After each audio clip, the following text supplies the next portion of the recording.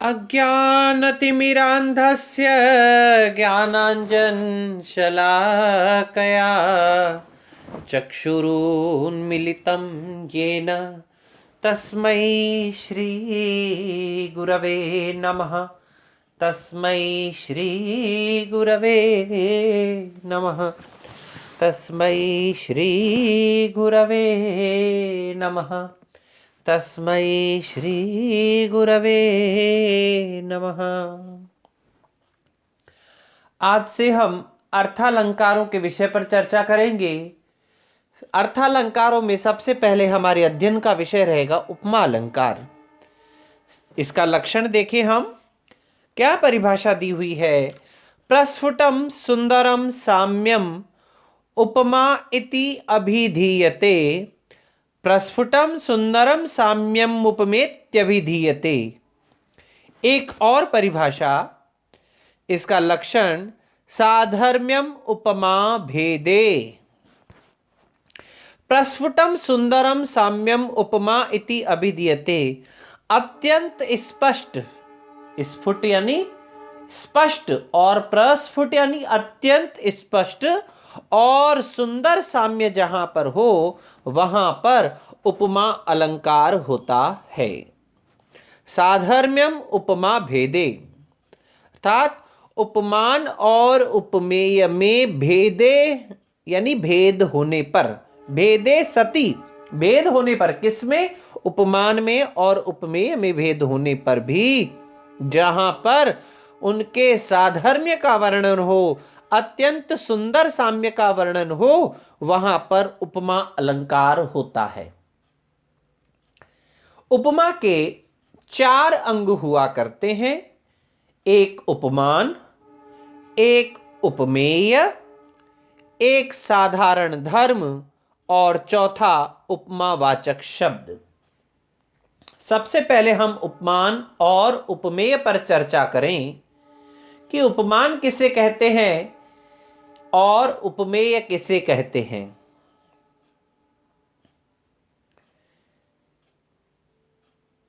जिस पदार्थ को उपमा दी जाए उसे उपमेय कहा जाता है और जिस पदार्थ से उपमा दी जाए वह उपमान कहलाता है। कैसे? जैसे हमने किसी को देख करके कहा कि यह तो चंद्र के समान श्वेत है, सुंदर है, सफेद है। अब यहां देखिए 4 शब्द हैं। एक तो यह बालक या यह वस्तु, दूसरा है चंद्रमा, तीसरा है के समान और चौथा है सुंदर या श्वेत। अब हमने किसको उपमा दी? यह बालक को। तो यह बालक क्या हुआ? उपमेय कहा जाएगा। किसकी उपमा दी हमने? चंद्रमा की उपमा दी, तो चंद्रमा उपमान कहलाएगा। और क्या उपमा दी हमने? सुंदरता की उपमा दी, तो सुंदर जो है इन दोनों का साधारण धर्म है और के समान यह उपमावाचक शब्द है। तो कहने का तात्पर्य, जिसको हम उपमा दे रहे हैं वह उपमेय है और जिसकी उपमा दी जा रही है उसे हम उपमान कहते हैं। देखिए, विचार सागर नाम का एक ग्रंथ है, उसकी एक बार मैं व्याख्या पढ़ रहा था, तब वहां मुझे एक बड़ी सुंदर सी लाइन देखी मैंने। वहां लिखा हुआ था, जाको उपमा दीजिए सो कहिए सो उपमेय बखान, जाकी उपमा दीजिए सो कहिए उपमान। यानी जाको उपमा दीजिए सो उपमेय बखान, जिसको हम उपमा दे रहे हैं उसको हम उपमेय माने और जाकी उपमा दीजिए सो कहिए उपमान, और जिसकी हम उपमान दे रहे हैं उसको हमें उपमान मानना चाहिए। तो हमने देखा उपमा के आधार पर यहां 4 प्रकार के उसमें शब्दों का प्रयोग होता है। एक उपमान, उपमेय और साधारण धर्म तथा उपमावाचक शब्द। अब देखिए, उपमा के दो भेद हुआ करते हैं, एक पूर्णोपमा, एक लुप्तोपमा। जहां पर उपमा के चारों अंग विद्यमान हो जिस उदाहरण में, उसे हम पूर्णोपमा कहते हैं।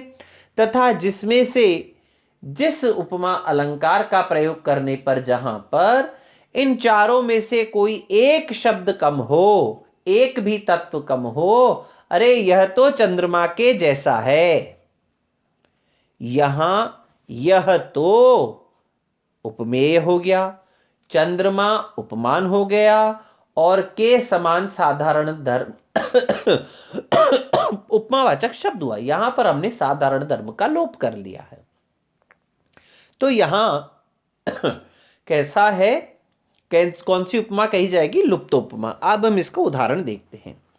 स्वप्ने अपि समरेषु त्वाम विजयश्री न मुंचति प्रभाव प्रभवम कांतम स्वाधीन पतिका यथा।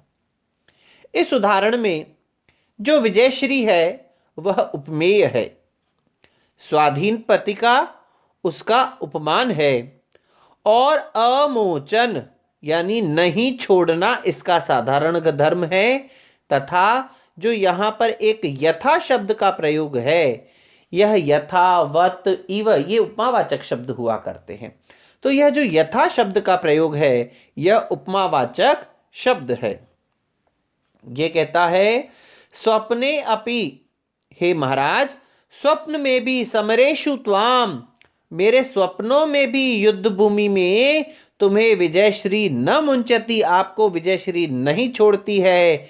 जिस प्रकार से कांतम, अपने कांत को, स्वाधीन पतिका, स्वाधीन पतिका जिस प्रकार से अपने पति को नहीं छोड़ती है, उसी प्रकार से यह विजयश्री भी आपको नहीं छोड़ रही है। तो यहां विजयश्री उपमेय है, स्वाधीन पतिका उसका उपमान है, नहीं छोड़ना साधारण धर्म है, तथा जो यह यथा है यह साधारण यह उपमावाचक शब्द है। एक बहुत प्रसिद्ध उदाहरण है, अभिज्ञान कालिदास के द्वारा विरचित रघुवंश का यह उदाहरण है, बड़ा सुंदर उदाहरण है। और इसी उदाहरण की उपमा के आधार पर कालिदास को दीप शिखा की उपाधि दी गई थी। क्या है, एक बार आप पहले प्रकरण समझ लीजिए। राजकुमारी इंदुमती का स्वयंवर हो रहा है। स्वयंवर में विभिन्न देशों से, देश देशांतरों से आए हुए राजा लोग खड़े हुए हैं। और क्या हो रहा है, राजकुमारी इंदुमती एक एक राजा के समक्ष जाती है और उनके साथ चलने वाली उनकी सेविका दासी जो है वो एक एक राजा का परिचय देती है।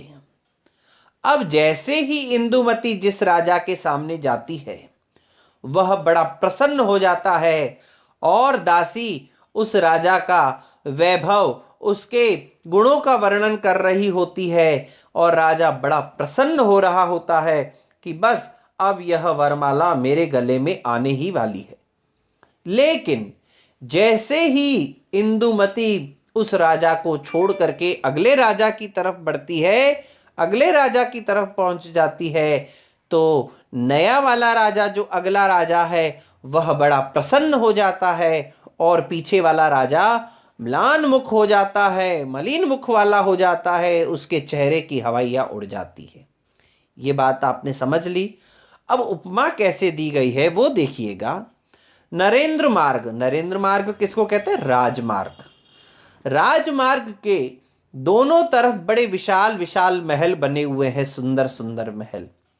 रात्रि का समय है, कोई व्यक्ति अपने हाथ में दीप शिखा, दीपक लेकर के जब जा रहा होता है, जैसे ही वह जिस महल के बंगले के सामने दीपक लेकर के अंधेरी रात में पहुंच रहा है, तो उस दीप शिखा की रोशनी से वह महल जगमगा उठता है, उसमें चमक आ जाती है, उसमें रोशनी पड़ती है तो वह चमकने लगता है। जैसे ही वह व्यक्ति अपनी गति से आगे बढ़ता है तो क्या होता है, वह दीप शिखा की रोशनी भी आगे गमन करके नए महल को, नए प्रासाद को, नए बंगले को प्रकाशित कर देती है और पीछे वाला जो मकान था, बंगला था या प्रासाद था, राजमहल था, वो कैसा हो जाता है? अंधकार से युक्त हो जाता है। तो राजकुमारी इंदुमती को दीप शिखा की उपमा दे दी गई है कि यह दीप शिखा के समान चलने वाली इंदुमती जब जब जिस जिस राजा के सामने जा रही है, वह राजा प्रसन्न हो जाता है, चमक उठता है, और जिस राजा का त्याग करके आगे बढ़ जाती है तो आगे वाला राजा तो प्रसन्न हो जाता है, चमक उठता है, और पीछे वाला राजा म्लान मुख मलिन मुख वाला हो जाता है। संचारिणी दीप शिखेव रात्रौ यम यम व्यतीयाय पतिंबरासा नरेंद्र मार्गाट्टैव प्रपेदे विवर्ण भावम सस भूमिपाल।